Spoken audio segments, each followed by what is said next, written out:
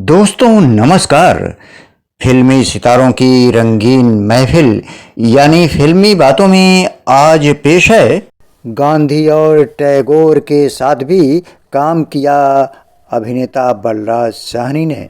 दोस्तों नमस्कार, मैं हूं राजेश्वर मधुकर और इस समय आप देख रहे हैं राजेश्वर इंटरटेनमेंट। दोस्तों हाजिर हूं फिर एक नए वीडियो के साथ जिसमें महान अभिनेता बलराज साहनी के बारे में जानकारी दी जाएगी कि ये महान अभिनेता सिर्फ अभिनय में ही नहीं बल्कि विभिन्न क्षेत्रों में कार्य किया, इसीलिए इन्हें बहुमुखी प्रतिभा संपन्न व्यक्तित्व के रूप में जाना जाता था। दोस्तों प्रख्यात अभिनेता बलराज साहनी ने फिल्मों में आने से पहले देश दुनिया के सबसे प्रतिष्ठित संस्थानों जैसे शांति निकेतन, सेवाग्राम और लंदन में बीबीसी के लिए कार्य किया था। महात्मा गांधी के साथ सेवाग्राम वर्धा में बिताए उनके जीवन की एक झांकी भी काफ़ी चर्चित रही।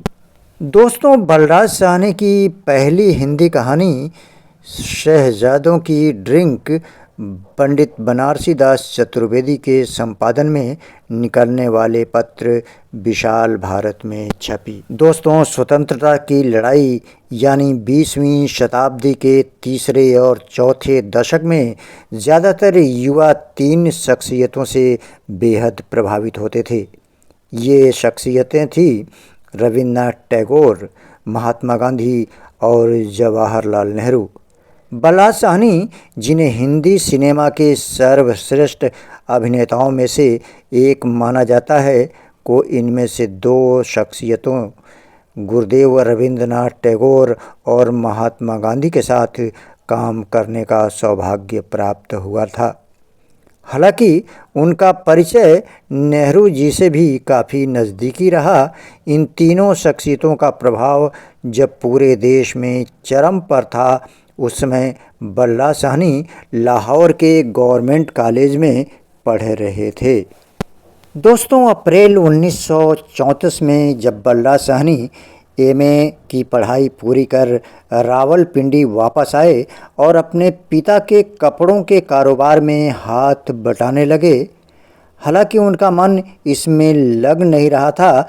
इसी बीच 6 दिसंबर 1936 को उनका विवाह दमयंती से हुआ। विवाह के बाद दोनों के लिए शांति निकेतन घूमने के लिए बुलाया गया, जिसकी व्यवस्था बलराज के मित्र गुरदयाल मलिक ने की थी, जो शांति निकेतन में ही अध्यापक थे। अपने शुरुआती दौर में बलराज साहनी पत्रकारिता से जुड़े रहे और देश के नामी गिरामी पत्रिकाओं में इनकी कहानियाँ और लेख छपते रहे। बलराज साहनी सेवाग्राम में गांधी जी के साथ भी काम किए और बाद में उनके भाई भीष्म साहनी भी कुछ दिन वहाँ अपने दिन बिताए थे और गांधी जी के साथ काम किए थे।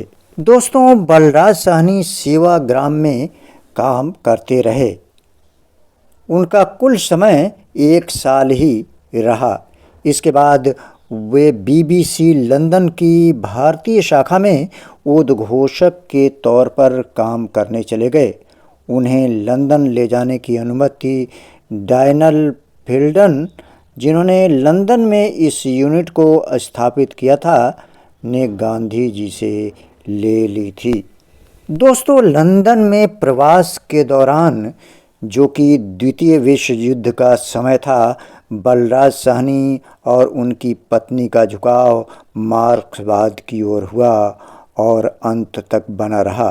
सन 1944 में लंदन से वापसी के बाद वे फिल्मों में अभिनय और इप्टा के माध्यम से रंगमंच की ओर सक्रिय हो गए। दोस्तों गांधी के प्रति उनकी श्रद्धा इतनी गहरी थी कि उन्होंने बापू की कहेगा नाम से एक पंजाबी नाटक भी लिखा था। हिंदू मुसलमानों के बीच सांप्रदायिक दंगों की पृष्ठभूमि पर लिखे इस नाटक का प्रथम मंचन मुंबई इप्टा द्वारा कराया गया। उसके बाद इनका निर्देशन सुप्रसिद्ध निर्देशक और बलराज साहनी की अंतिम फिल्म गर्म हवा के निर्देशक एम.एस. सेथु ने किया था। तो दोस्तों, ये रही बात महान फिल्म अभिनेता बलराज साहनी के बारे में। दोस्तों, उम्मीद है कि ये एपिसोड आपको पसंद आया होगा।